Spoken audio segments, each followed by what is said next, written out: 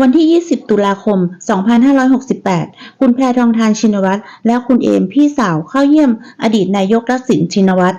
ที่เรือนจำคลองเปรมกำลังใจจากประชาชนพี่น้องเสื้อแดงยังเหนียวแน่นมาดูบรรยากาศกันค่ะ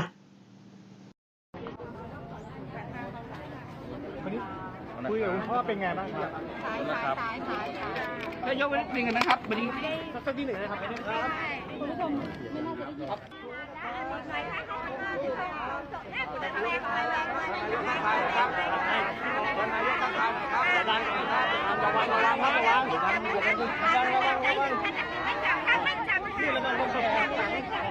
มีเป็นไม่ได้ที่ถอยไปอ่ะ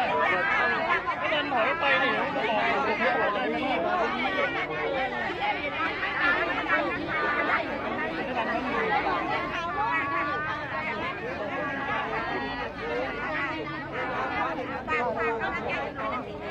นะครับเดี๋ยวขออนุญาตนะครับเรียนนะครับ